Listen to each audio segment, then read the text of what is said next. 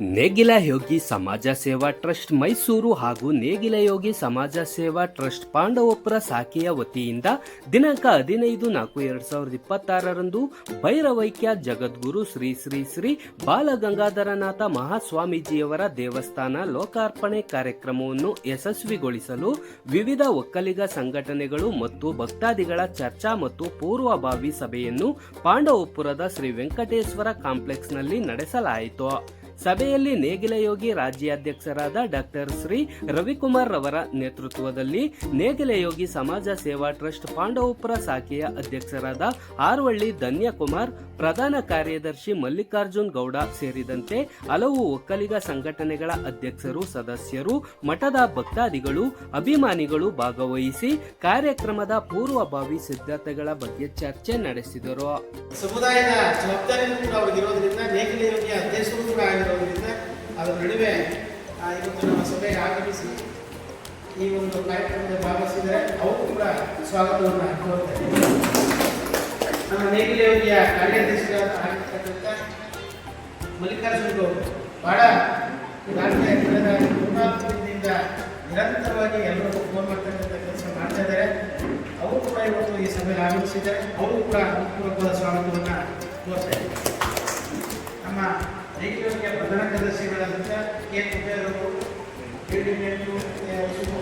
ಕೆಲಸ ಮಾಡಿಕೊಟ್ಟಿದ್ದವರು ಇವತ್ತು ನಮ್ಮ ಸಂಸ್ಥೆಗಳಿಗೆಲ್ಲ ಗೊತ್ತಿರೋ ಹಾಗೆ 20 ವರ್ಷಗಳಿಂದ ನಿರಂತರವಾಗಿ ನಮ್ಮ ಜನಾಂಗವನ್ನು ಸಂಘಟಿಸುವುದು, ಅಭಿವೃದ್ಧಿಪಡಿಸುವುದು, ನಮ್ಮ ಮಠದ ಮತ್ತೆ ಭಕ್ತಾದಿಗಳನ್ನು ಕ್ರೋಢೀಕರಿಸುವುದು, ನಮ್ಮ ಮಠದ ಅಭಿವೃದ್ಧಿ ಆಗಬೇಕು ಅನ್ನೋ ಉದ್ದೇಶದಿಂದ ನಾವು ಅನೇಕ ರೀತಿಯ ಕಾರ್ಯಕ್ರಮಗಳನ್ನು ಮಾಡಿಕೊಂಡಿದ್ದೇವೆ.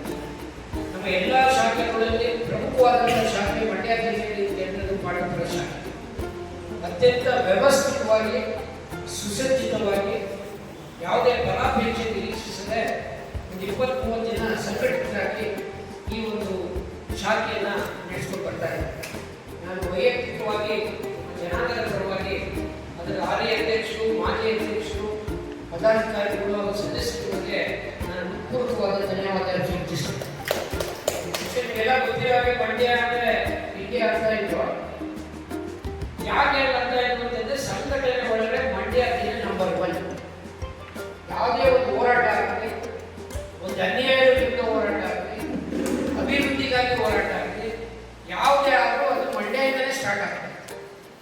ಜೊತೆಗೆ ಎಂತೆಂಥ ಸಂಘಟನೆ ಇದ್ದು ಅಂತ ಹೇಳಿದ್ರೆ ಮಂಡ್ಯ ಅಂತೇಳಿ ಇಡೀ ರಾಜ್ಯದ, ಇಡೀ ದೇಶದಲ್ಲಿ ಮಂಡ್ಯದವರು ಒಂಥರ ಬಿಡುತ್ತಾ ಇತ್ತು ಅಂತ ವ್ಯವಸ್ಥಿತವಾದಂಥ ಸಂಘಟನೆ ಇತ್ತು.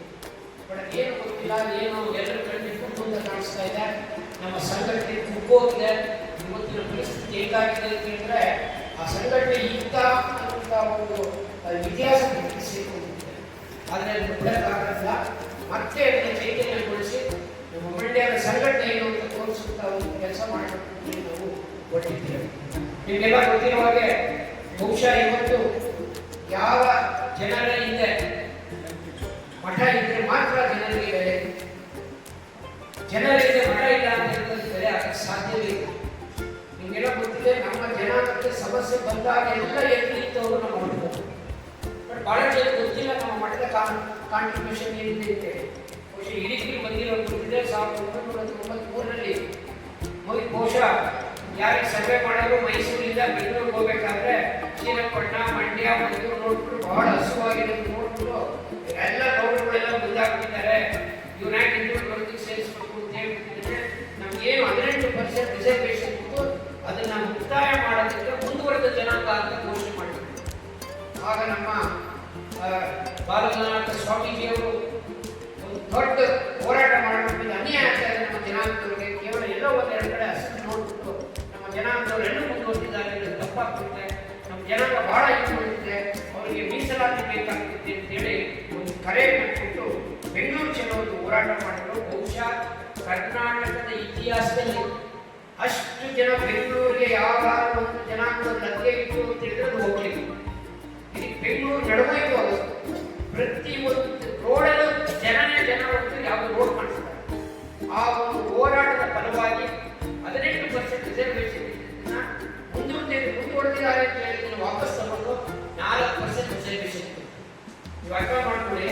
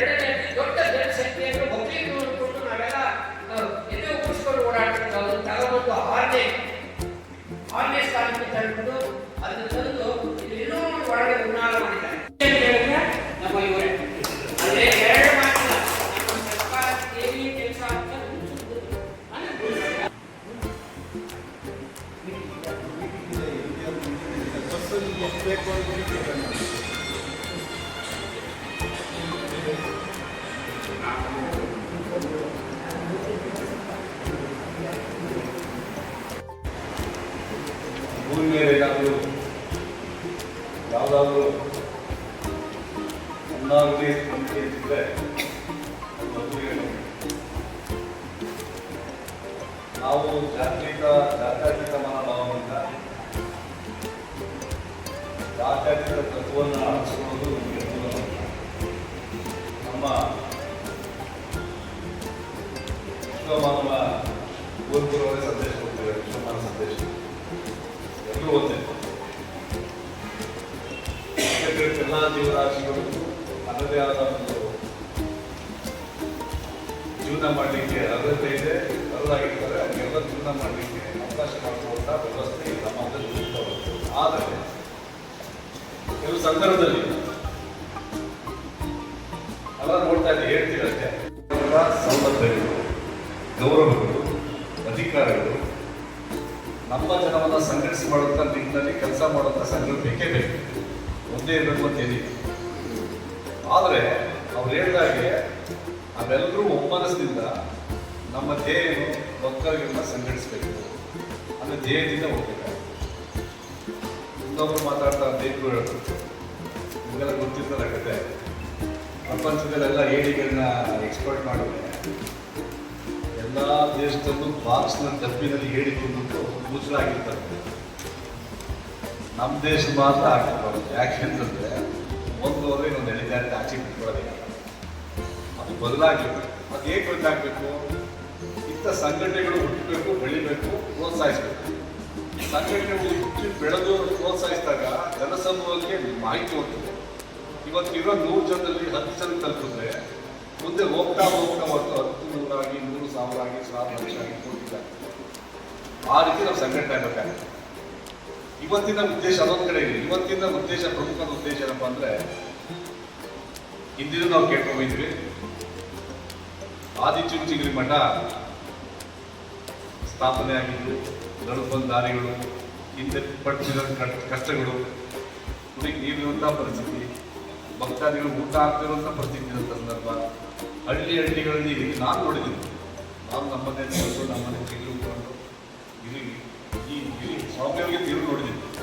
ಅವರೆಲ್ಲ ಬಂದು ಭತ್ತ, ರಾಗಿ, ಕಾಳು ಕಟ್ಟಿಗಳ ಸಂಗ್ರಹ ಮಾಡಿಕೊಂಡು ಒಂದಷ್ಟು ವಿದ್ಯಾರ್ಥಿಗಳಿಗೆ ಊಟ ಹಾಕೊಂಡು ವಿದ್ಯಾಭ್ಯಾಸ ತೋರಿಸ್ಕೊಂಡು ಸಂಘಟನೆ ಮಾಡ್ಕೊಂಡಲ್ಲ. ಇವತ್ತೇನಾಯಿತು, ಅದಕ್ಕೊಂದು ಏನಪ್ಪ ಅಂತಂದರೆ, ಒಂದು ಪರಮಪೂಜ್ಯ ಜಗದ್ಗುರು ಬಾಲಗಂಗಾಧರ ಮಹಾಸ್ವಾಮೀಜಿಗಳ ಪಾದಾರ್ಪಣೆ ಪದಗಳಾದ ನಂತರ ಯಾವುದೇ ಸಂದರ್ಭ ಅಷ್ಟೇ ಬ್ರಿಟಿಷರು ನಮ್ಗೆ ಎಷ್ಟು ವರ್ಷದಿಂದ ಆಳ್ವಿಕೆ ಮಾಡ್ಕೊಂಡು ಬಂದರು. ಮಹಾತ್ಮ ಗಾಂಧಿ ಅಂತ ಒಬ್ಬ ನೇತೃತ್ವದ ಪಿತಾಮಹ ಸಿಗ್ಲಾಗಿ ನಾವೆಲ್ಲ ಸಂಘಟಿತರಾಗಿ ಸ್ವತಂತ್ರ ಪಡೆಯಲು ಸಾಧ್ಯ ಆಗಿದೆ. ಅದೇ ರೀತಿ ಪರಮಪೂಜ್ಯ ಜಗದ್ಗುರು ಬಾಲಗಂಗಾಧರ ಸ್ವಾಮೀಜಿಯವರು ಆ ಪೀಠಾಲಂಕಾರ ಆದ ನಂತರ ಅವರು ಇಟ್ಟಂಥ ದೃಢ ಹೆಜ್ಜೆಗಳು. ಆಮೇಲೆ ಇನ್ನೊಂದೇನೋ ನಮ್ಮಲ್ಲಿ ಏನಾಗಿರ್ತಕ್ಕಂಥದ್ದು, ಆ ಸ್ವಾಮೀಜಿ ನನಗೇನು ಮಾಡ್ಕೊಳ್ತಾರೆ, ನನಗೆ ಮೆಡಿಕಲ್ ಸಿಕ್ಕೊಳ್ತಾರೆ, ನನಗೆ ಹಿಂದಿ ಸಿಕ್ಕೊಂಡಿಲ್ಲ, ಈ ಥರ ಇದ್ದೇ ಇರುತ್ತೆ. ಒಂದು ಸಮೂಹ ಸಂಸ್ಥೆ ಬೆಳೆಸಬೇಕಾದ್ರೆ ಕೆಲವು ಸಂದರ್ಭದಲ್ಲಿ ಅವರು ಗಿಡ ನೆಟ್ಟಾಗ ಎಲ್ಲರೂ ನೆಡ್ಕೊಡೋಲ್ಲ. ನಾವು ನೀರು ಹಾಕಿ, ಗೊಬ್ಬರ ಹಾಕಿ, ಪೋಷಣೆ ಮಾಡಿ ಬೆಳೆಸ್ತಾರೆ ಮಾತ್ರ ಹೆಮ್ಮರಗಳು ನೂರಾರು ಆಶೆ ಕೊಡ್ತೀವಿ. ಈಗ ಹೆಮ್ಮರಗಳು ಬೆಳೆದಿದೆ. ತುಂಬಾ ವಿಶ್ವಾದ್ಯಂತ ಭಕ್ತರಿದ್ದಾರೆ. ಗುರುಗಳಿಗೆ, ಸ್ವಾಮೀಜಿಯವರಿಗೆ ಆ ಮಠಕ್ಕೆ ಭಕ್ತರಿದ್ದಾರೆ. ದಾನ ಮಾಡಬೇಕಂತ ಮಹಾನ್ ದಾನಿಗಳಿದ್ದಾರೆ. 10 ರೂಪಾಯಿ ಹಿಡಿದು ಕೋಟಿಗಳಿಗೆ ದಾನ ಮಾಡೋದು ಸಂಸ್ಥೆ ಕೆಟ್ಟಲಾಗಿರೋದು ಬೇರೆ ಮಟ್ಟದಲ್ಲಿ ಮಾತಾಡೋದು. ನಾವು ಈ ಪ್ರದೇಶದಲ್ಲಿ, ಈ ಪ್ರಾಂತ್ಯದಲ್ಲಿ, ಈ ದೇಶದಲ್ಲಿ ಅತ್ಯುತ್ತಮ ಪಡಲಿಕ್ಕೆ ಒಂದು ವಿಶ್ವ ಒಕ್ಕಲಿಗರ ಒಂದು ಸಂಸ್ಥೆ ಇದೆ, ಮಠ ಇದೆ. ಅದು ವಿದ್ಯಾದಾನ ಮಾಡ್ತಾ ಇದ್ದಾರೆ, ಅನ್ನದಾನ ಮಾಡ್ತಾ ಇದ್ದಾರೆ, ವಿವಿಧ ದಾಸೋಹಗಳು ಮಾಡ್ತಾ ಇದ್ದಾರೆ. ಆ ಕಾರಣಕ್ಕೋಸ್ಕರ ನಾವು ಸಂಘಟಿತರಾಗಲೇಬೇಕಾಗುತ್ತೆ. ಇವತ್ತೇನಪ್ಪ ಅಂದ್ರೆ ಪವಿತ್ರ ದಿವಸ. ಎಂಥ ಪವಿತ್ರ ಯಾಕಪ್ಪ ಅಂತಂದರೆ, ಈ ಒಂದು ಬಹಳ ಕೆಳಮಟ್ಟದಂಥ ಒಂದು ಸಂಸ್ಥೆನ, ಮಠವನ್ನು ವಿಶ್ವಾದ್ಯಂತ ಪ್ರಸರಿಸಿ ಅನ್ನ ಸಂಘಸತ್ತು ಹುಟ್ಟಾಕಿ, ಭಕ್ತರನ್ನ ಹುಟ್ಟಾಕೊಂಡು ಇಷ್ಟು ಹೆಮ್ಮರ ಬೆಳೆಸಲಿಕ್ಕೆ ಸಾಧ್ಯವಾದ ಕಾರಣೀಭೂತರಾದ ಮಹಾನ್ ಸೇವಕರಾಗಿರ್ತಕ್ಕಂಥ ಬಾಲಗಂಗಾಧರ ಸ್ವಾಮೀಜಿಯವರ ನಾವು ದೇವಸ್ಥಾನ ಉದ್ಘಾಟನೆ ನಾವು ಹೋಗ್ತಾ ಇದ್ದೀವಿ. ಯಾವುದೋ ಸಹ ಇವತ್ತೇನಾಗಿದೆ, ಎಲ್ಲಕ್ಕಿಂತ ನಾವು ಇವತ್ತು ಮಾತಾಡೋದ್ರಿಂದ ಅವರ ಭಕ್ತರು ಪ್ರತಿ ಹಳ್ಳಿಗಳಿದ್ದಾರೆ. ಪ್ರತಿ ಹಳ್ಳಿಗಳಲ್ಲೂ ಭಕ್ತಿದ್ದಾರೆ, ಬಡವರಿದ್ದಾರೆ, ಭಾಳ ಕಷ್ಟದಲ್ಲಿರುವಂಥವ್ರು ಇದ್ದಾರೆ. ಅವರಲ್ಲೂ ಬರ್ತಾರೆ. ಅವರಿಗೆ ಮಂದಟ್ಟಾಗುವಂಥದ್ದು ಈಗೆಲ್ಲ ಈ ಕಾಲ ನೀರೋಗಿದೆ ಅಂತ ಕಾಣಿಸುತ್ತೆ. ಹ್ಯಾಂಡ್ ಫೀಸ್ ಆ ಥರ ಪ್ರಚಾರ ಆಗಿರುತ್ತೆ. ಮುಂದೆ ಹೆಚ್ಚು ವಾಲಂಟ್ರಿ ಬರ್ತದೆ. ಈಗ ನಾವು ನಾನೇ ಹೇಳಿ ಕೇಳಿ ನಾನೊಂದು ಪಕ್ಷದಿಂದ